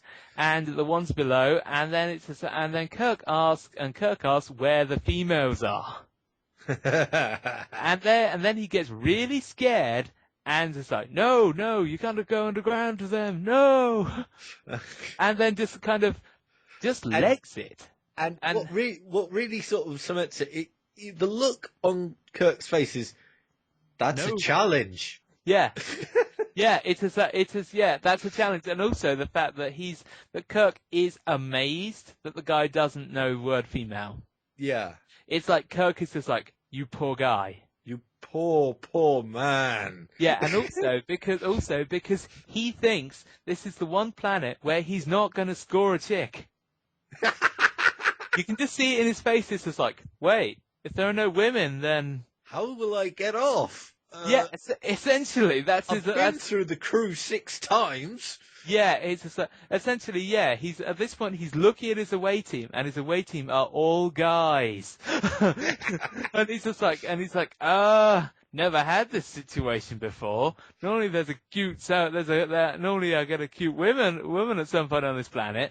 So Kirk's got this dilemma going on, and it's clear from his expression that it's a dilemma. Oh, and what is lovely is when Bones beams down, and Yes. then the camera zooms in, and Spock turns around with a headset on, and it's kind of like duh, duh, duh. Yeah, so Spock, yeah. And it's kind of like, what? Yeah, because they're surprised because they're saying like, bring Spock down.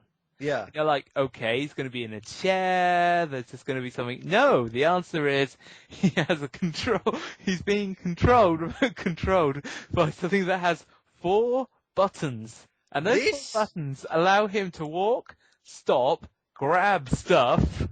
This control mechanisms this would outdo Iron Man. It totally would. Control. It totally would, because the same button does different things. When you press it, you're just like, what the hell? Yeah, you press it once, and he walks forwards, and then stops. Yeah. And then stops when they're going to a lift. But if you press that same button another time, he then tackles somebody and removes a specific device on their arm. Yeah. It is an amazing control device, and you're just kind of laughing at it. Yeah. At that point, because you're like, And meanwhile, you got Leonard Nimoy doing his best to do that. I am actually Frankenstein. Yeah. I'm actually the monster I feel here. so sorry for Leonard Nimoy. How many times did he laugh? On that episode, so many times.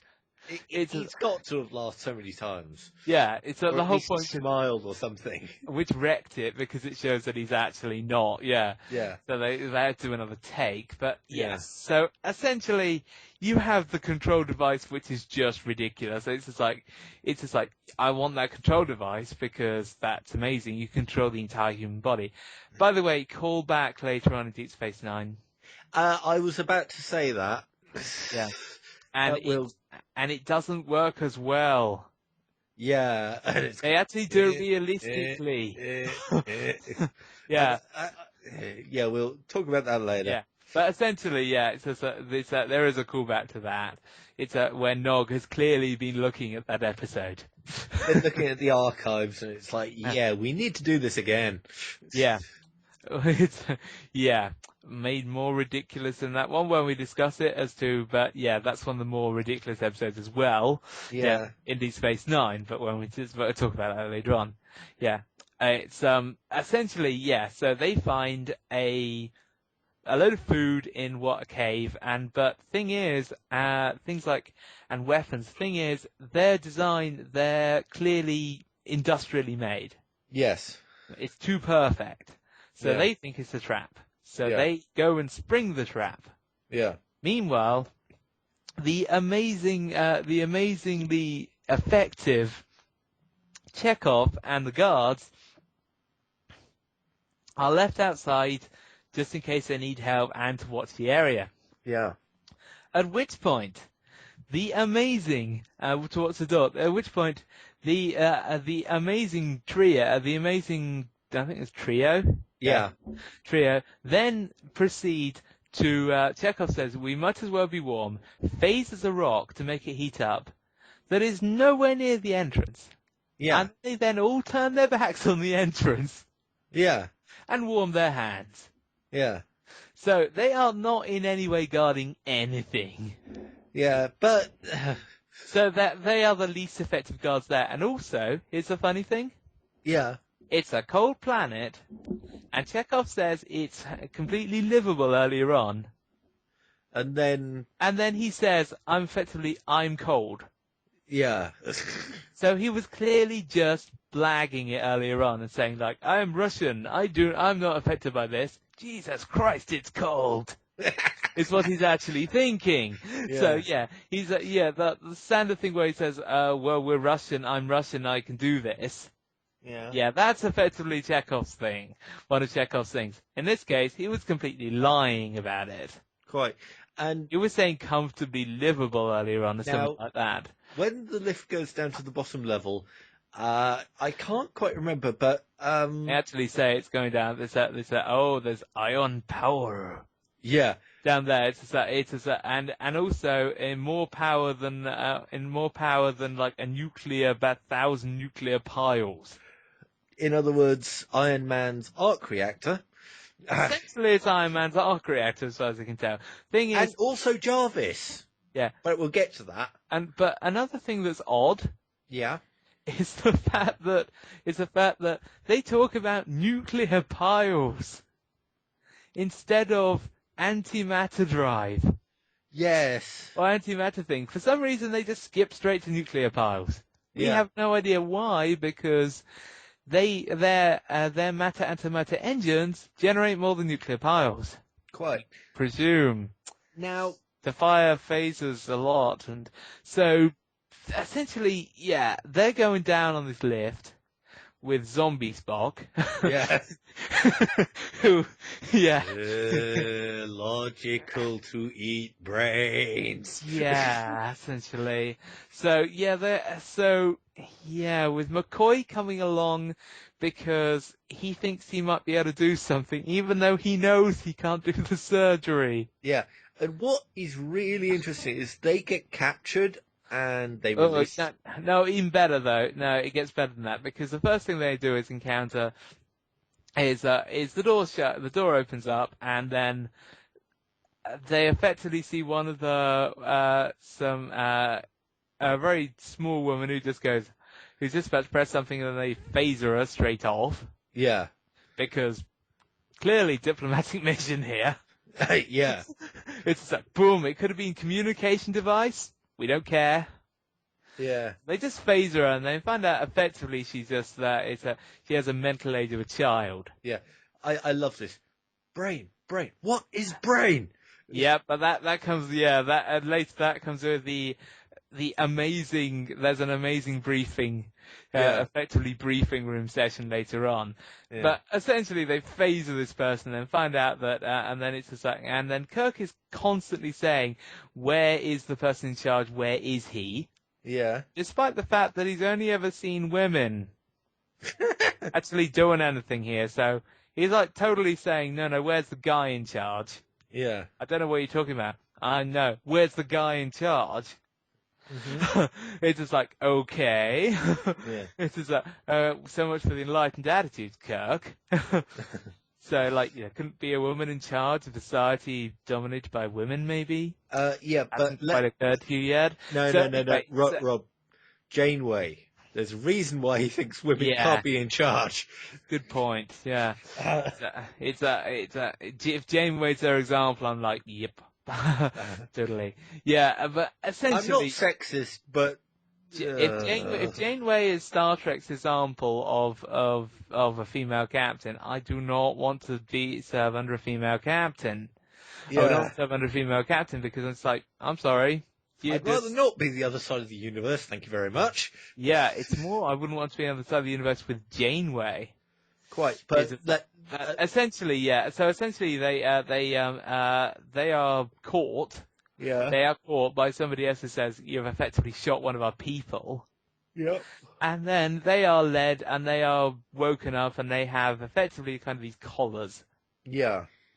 Now, the thing is, they are pretty much interrogated by the stupidest people in existence. Yes. They're actually saying that they're trying to explain this as like, you mentioned brain as well, to Luma as well. Brain, what is that? And they're going for it, and they're just like, and it is like talking to a load of toddlers, or it's just like they're 80 IQ or less, pretty much 80 IQ, and it's like, wow. And he's still asking for the guy in charge. Yeah. Which isn't helping. And then he says, and then at which point they say, it says, controller? After Kirk has done the stupid explanation of, it's just like, who controls? Yeah. Like that, and then eventually they start panicking. So they start Yeah. panicking and jab them with this, and Kirk is just like, Kirk does not just get the warning signs of them saying, you cannot talk about this, you cannot talk about this, and it's like, you really should listen to them. Yeah. So they zapped them, and then they found out why they were known as Pain and Delight. Kirk gets the delight part pretty quickly. Yep. So it's just like, hey, Yeah. looking pretty good. Hot women. Yeah, hot women who aren't very bright. This is more what I want to see. So in other words, any frat party.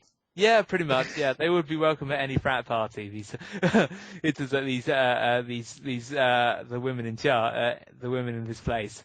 Yeah. Because it's just like, are they legal? Yep. Right. Are they pretty much brainless? Oh yeah. Yeah. So they are that. Yeah, they're that type. So essentially, they then push it too far, and then they find out where the pain thing comes from, because they're effectively like pain. They're effectively like agonizers. Yeah. And they go beep like that, and then incapacitate them, and then they say and then they go off in a fluster, just like it's oh no, what are we gonna do?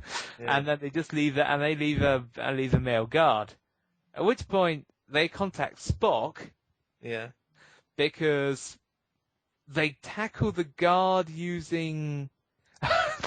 They have the weirdest conversation in history. I can't remember it. Right. Okay, pretty much they have a conversation where they say, we should do a scientific approach to this.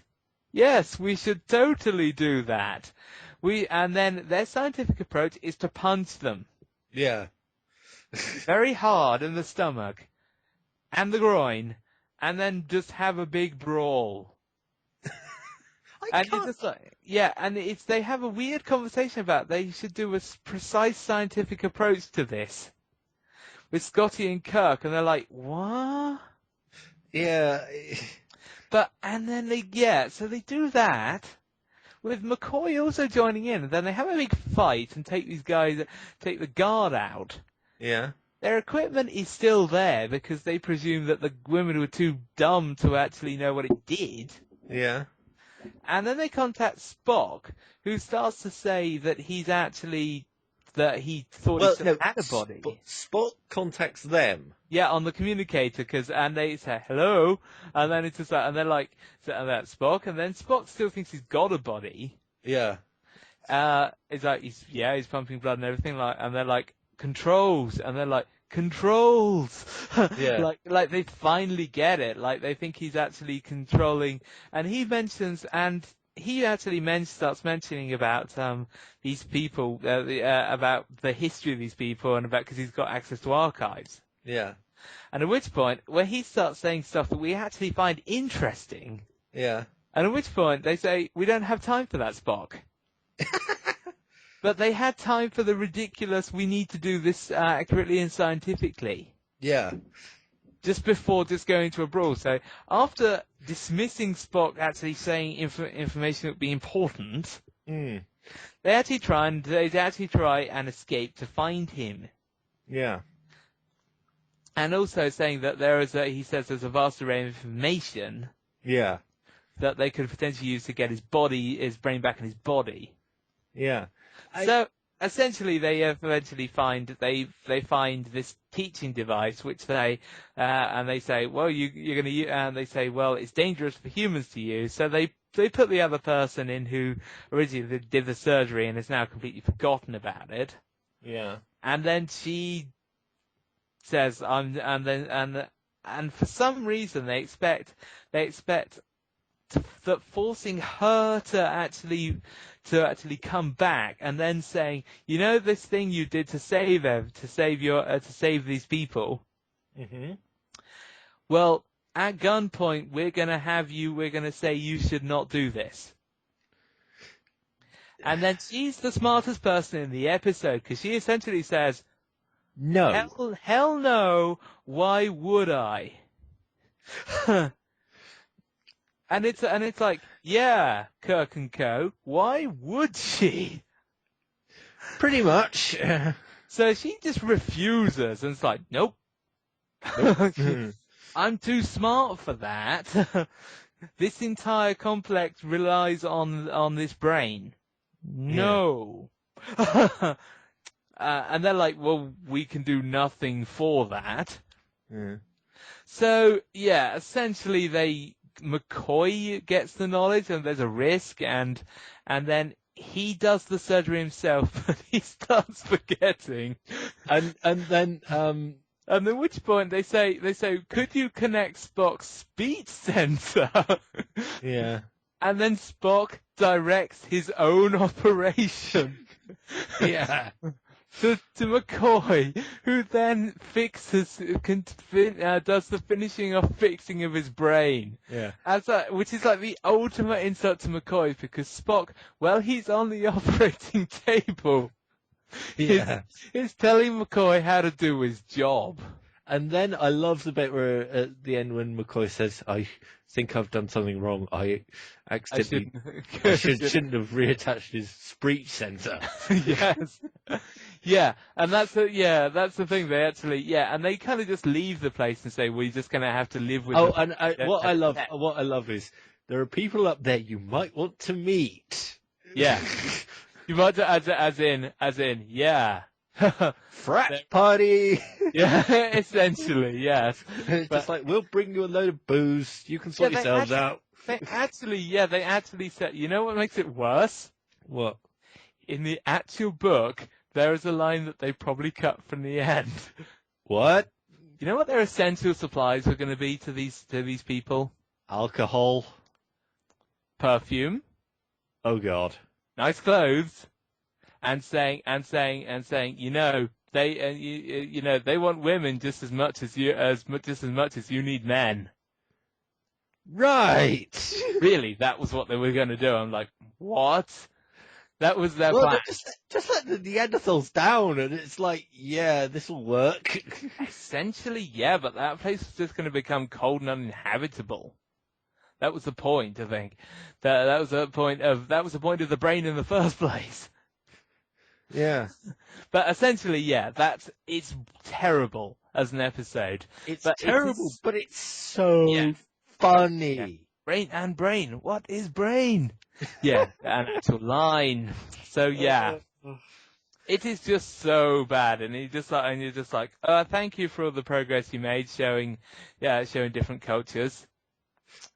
Sexism has gone back several years. Yeah, totally. Like the cavemen are smarter. Yeah. Cavemen are big and smart. Yeah. Women are small and dumb. For some unknown reason, they're dumb. Yeah. I mean, it was postulated that the reason they were dumb was because they didn't have to do anything. Pretty much. But then that's not true, because you see them controlling the guards, using their little thing, their little zapper things. Well, they probably had a 15-minute tutorial. This, that, 15-minute tutorial. I guess it did have a 15-minute tutorial. Press this for this, press that for the collar, press this for yeah. You kind of wonder. It would have been a long process. Click this, and this if you want pleasure. Yeah, essentially it was kind of like, but essentially they provide food, essentially they're manufacturing food and stuff like that they have down there in this city which was buried, and I love the fact that you can just bury a city. Yeah. And there's absolutely no problems with that. No. Like, who made the lift? Why was there a lift up to a surface that wasn't even a surface? Quite. But essentially, that is so bad it is good, and it is one of the ones that I'd recommend to watch. It's season 3, by the way. Right. Good looking. And so the last one was which one? I just remember. I can't remember the entire episode. What was the name, sir? No, I can't remember it all. But there are space hippies. Oh yes, that's right. Yeah, I think it's Adam something. Yeah. Yeah. Anyway, essentially, there's a spaceship has been stolen. Yeah. By the son of a senator. Yes. I think essentially a planetary senator and a group of people, and they have gone off and nicked a spaceship and flown off. Yeah. Unknown reasons why. So the Enterprise goes and catches up with these guys, Yeah. with these people, and they've done a very bad job of managing the spaceship Yeah. because it's going to blow up. Indeed. So they beam them out and save them, and it turns out they're actually space hippies. For no reason, complete with instruments and weird paints. I don't know why. No, the whole episode is completely insane. Yeah, And let's put it this way: they're space hippies, and their power, and they have instruments, and they are trying to travel to a particular planet, indeed. which is paradise, is where they're going. Okay. Okay. They actually describe it as paradise. Yeah. So, yeah, anyway, they're like, no, hell no, we're not taking you there. You've just stolen the spaceship. We're taking you back to your planet, and your dad's probably going to have something to say about you stealing a spaceship, mismanaging it so much it blew up, Yeah. which involved the Federation coming on to rescue in the damn first place. Yeah. Yeah, let's just say, the list of crimes is long. Yeah. Guys, and they're like, no, it's just that you don't see our way. You're going to go that way, and they're like, no, we're not. And they're like, yes, you will. And then so they start working their magic on the crew. Their magic being spreading peace and love and doing songs, which have Aurora singing, Spock actively taking a musical instrument role. Yeah. And essentially, not exactly actually converting the crew to their hippie ways. In a really weird way. Now, And it's not shown, but I think it's drugs. I'm pretty sure it's drugs. Yeah, I'm going to say that now. Because it's just like, yeah, they act like it's drugs. Yeah. So yeah, essentially, apparently the crew's major weakness is space hippies and drugs. Yeah. Just have them on board. So anyway, they kind of convince some of the crew, or just kind of get them lull a full sense of security, and take over the ship. As I recall. Yeah. And get them, and then say, no, we're still going to this planet. And Kirk is not fooled by the hippiness at all. Nope. And it's just like, no, I still think you're a threat, and I'm not going to keep my eye off you. Yeah. But no, they essentially lull people into false sense of security and then say, aha, false sense of security, we're now going to the planet. Which they then do. And the planet is amazing. It looks great. Unfortunately, it's not great, because the planet is actually not the Garden of Eden. Every single thing is acidic. Yeah. And the guy and they say, don't do this. And he goes, no, I'm going to do it. He bites into an apple and kills himself. Symbolism there. He bites into the apple. He goes to the tree to bite the apple. Yeah, he doesn't find his paradise, and yeah, the rest of the hippie group are suitably shocked, and we presume they just go back to their own planet. But essentially, it's just their tribute to hippies. Yeah. I say tribute because I'm not sure it's supposed to be a tribute. It's their idea of they're like hyped up space hippies. Yeah. But the fact that they bring their own instruments from the ship as it's effectively burning. Yeah. As well, which is like, really? Your little loot things had to go with you, didn't they? Yeah. And they're completely unapologetic about how crap they are at space stuff. They actually destroyed the ship through their mismanagement, and they're like, hey man, we were just trying to get to paradise. And then the Federation's like, excuse me. They're so What the lenient. hell? Yeah, they're so lenient on those guys though, because remember the last time that somebody stole a spaceship was the one with the black on one side of the face and white on the other. Yeah. Yeah, and they pursued the guy and were going to put him in prison. Indeed. For some reason, the space hippies were never put in the brig. Oh, by the way, remember the episode with the one you were talking about with the Doctor? With the robots. I've now got the name of it. Return to Tomorrow. Oh, what? Okay. The one with the Doctor who later appeared in TNG. Oh yes, Return to Tomorrow. Yeah, Yeah. that's the one. Yeah. Yeah. That's it, yeah. So essentially, yeah. That's yeah. That yeah. It's pretty much a case of there are some so bad there are no bad episodes that I can think of. No. There's a fair few of them. Yeah. There are which leads us to one of the good reasons why most episodes, all the episodes, are good in their own way. Yeah. Now, there's one major factor to all of this. Go on. Ham. Ham is a major factor in the original series. Now, we're not talking about the pork product. Yep, we are talking about the actors. We are talking about Shatner. We are talking about the guest actors. Yes. We are talking about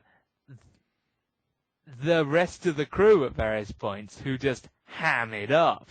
Yeah. Including such notable mentions as Commodore Decker, who managed just to out-ham Kirk in a ham beats ham contest. Yeah. Now, we're not saying that they're bad actors. No, it's just we're not because we're not. But they managed to do it so hammy. I'm talking. It's a specific reference to Evil Kirk. Yes. Hammy is not known to exist. Not to mention the one where you want the other evil, the one with the prison planet. I can't remember that one. Pretty much, it's the one where it's a starship captain who's gone mad. Oh, yes. Changed form. Who at one point plays Kirk. Yeah. And manages to be and William Shatner was effectively told, you know what the hamminess he knows before? Be hammier. Yeah. Yes. So, yes, he was told to set it to maximum ham. Yeah. For that episode. But essentially, yeah.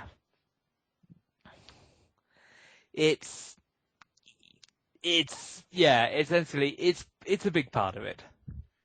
Next Generation has a noticeable lack of ham. Yeah, and that's what. Yeah, so Karen, yeah. I think we better wrap it up. Well, no, because there's a few more things because this is the entire original series one. But yeah, all right. And that's one of the things that nearly getting to 2 hours. Yeah, we'll be commenting on in the Next Generation. Yeah, which is its lack of ham in circumstances where that would actually have improved certain parts of episodes, which we will be commenting on. Yeah. Okay, so yeah, essentially there's that. There's the fact that it has a good script. Indeed, it does. It has a good script, and the characters you care about. Yeah. We are excluding, of course, the security guards who die in droves. Yeah, which I think some of the same actors keep replaying the same roles. I'm pretty sure they do. Because you just see them and you think, yeah, I think you died in a previous episode. But essentially they arrive. If two or more of them don't die, it's kind of odd. Yeah. If there are Klingons involved, expect one of them to die almost immediately most often. Quite, yes. It's quite quick, quite a quick death if it's a Klingon episode.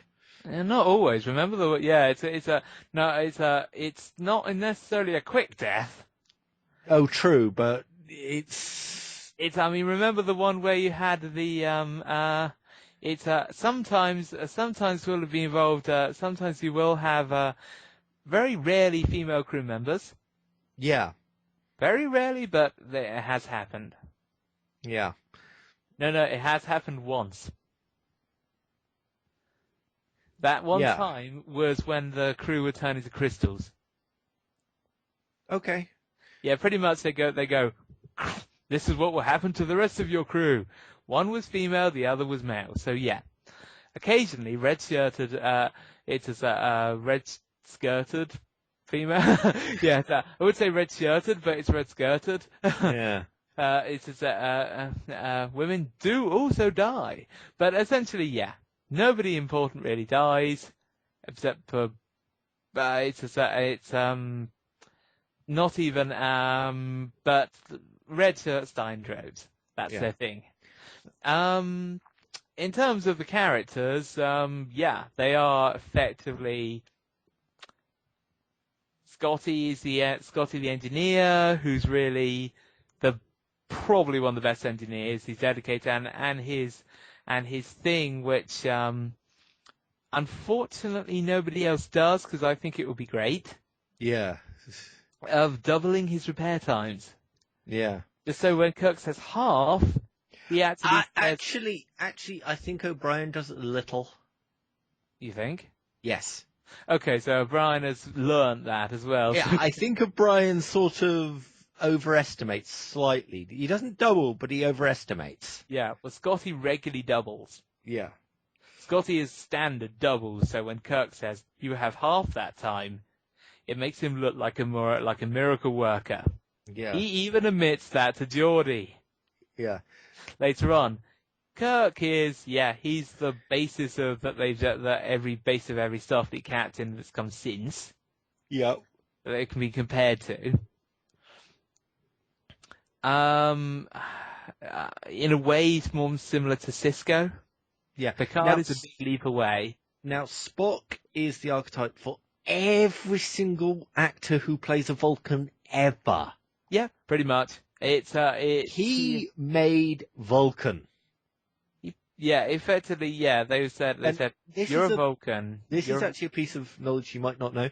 The actual Vulcan salute is actually a Jewish thing that happens in a Jewish ceremony. I had no idea. And it was Leonard Nimoy said he wanted something alien, but he showed him that, and it was like, okay, yeah, let's do it.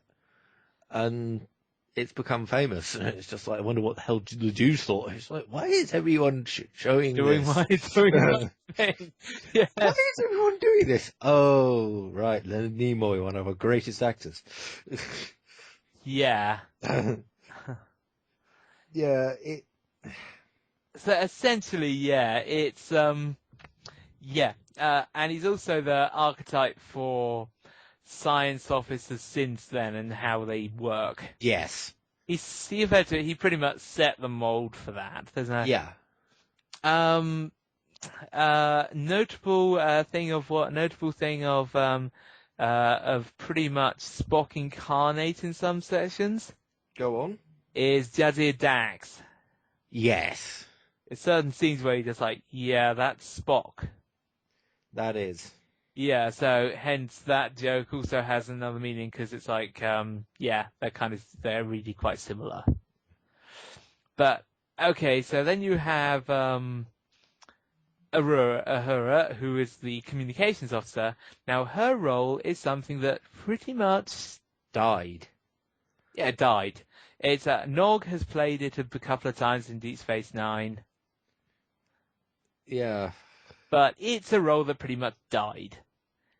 Because she intercepted communications, dealt with that, but a lot of the time it was her just staring and saying, oh, well, what's happening now? Yeah. And she was also good with circuitry. Weirdly enough. She was very, at this point, fixing circuitry. Okay.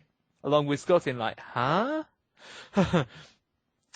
Yeah, and I was a bit confused by that, and it's never been explained how she was managing to fix it.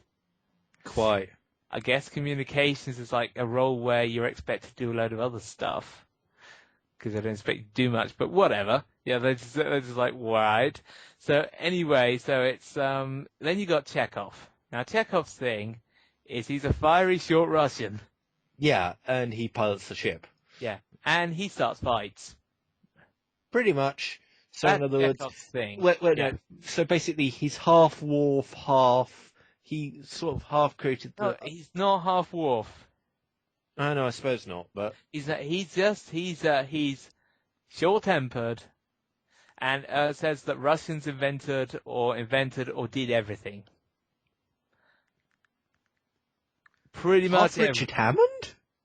Pretty much, yeah. He's half Richard Hammond. He's like a Russian Richard Hammond, really. Except it's just, that's his thing. That is really what Chekhov is, and he makes that role. Yeah. It's just that the actor really makes that role because he's a character that you're just listening for the next thing he's going to claim is Russian. Yeah. First, straight off, Quadrilaterally, Russian. Yeah. There's another nebula. There was a planet that was discovered. Russian. By an astronomer. Russian, apparently. Yeah. And then it's corrected every time. I just nuclear vessels.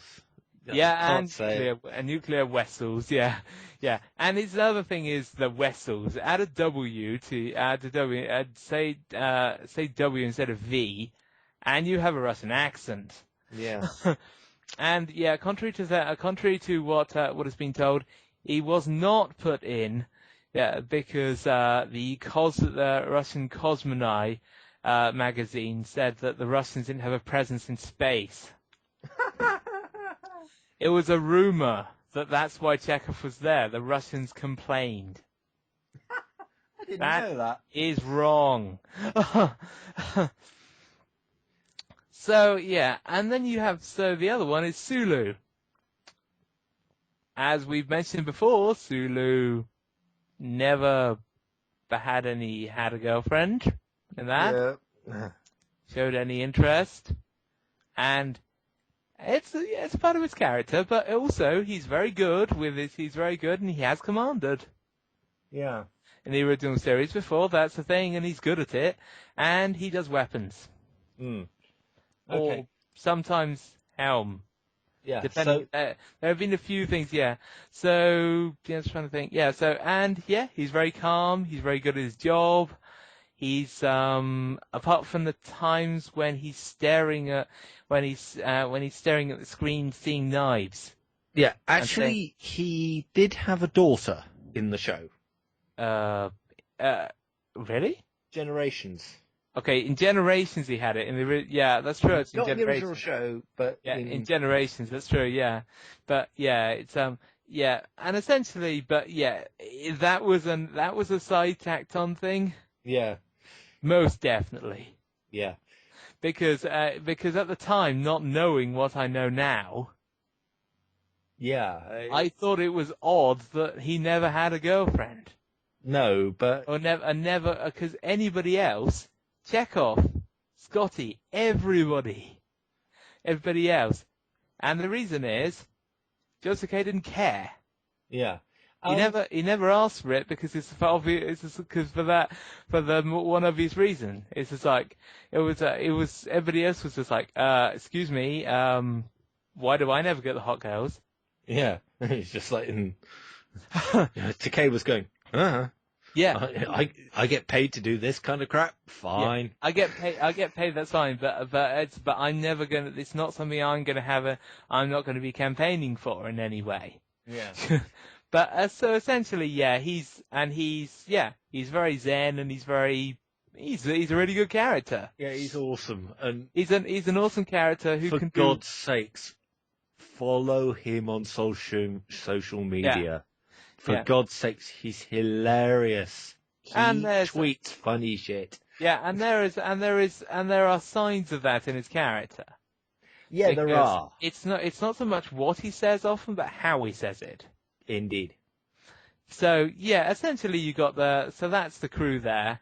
That's the crew, and and aside from Uhura's role, which disappeared Yeah. essentially, yeah, it's the one that people compare, and to varying degrees they have followed or not followed. Yeah. Okay, so I think that's it, really. Yeah, I think pretty much. I mean, aside from the fact that and also something that will turn up Go on. in Next Generation and Deep Space Nine and Enterprise, which is, and we'll start this right now. Go on.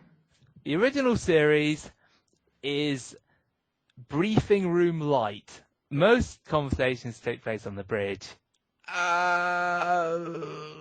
We'll get to that in TNG. No, because I think we have to mention this because we're going to otherwise we're going to mention I this. think we already did mention it, didn't we? Not in detail. No, we said about the briefing room. We said about the briefing room, but not in detail. But it is briefing room light. Yeah. Most decisions, Kirk. Yeah. But he does confide with his officers, but his officers are on the bridge. Yeah. When they are doing that, there are trial episodes where obviously that wouldn't be on the bridge. Quite. And episodes where they will be, and sometimes they will effectively have like mini conferences while doing things. Yep. Like, for instance, medical, where you have Kirk and Spock effectively having, and sometimes Kirk, Spock, and McCoy effectively just being in a different place, doing a conference, but not doing a conference. Yeah, I see what you mean. Which makes, so they are still providing exposition. It is conference, in general, if there's an emergency, they're going to be on the bridge, they're going to be doing active stuff. Yeah. Because the universe the galaxy is a dangerous place. Yeah. And often enough, it's shoot first, ask questions later.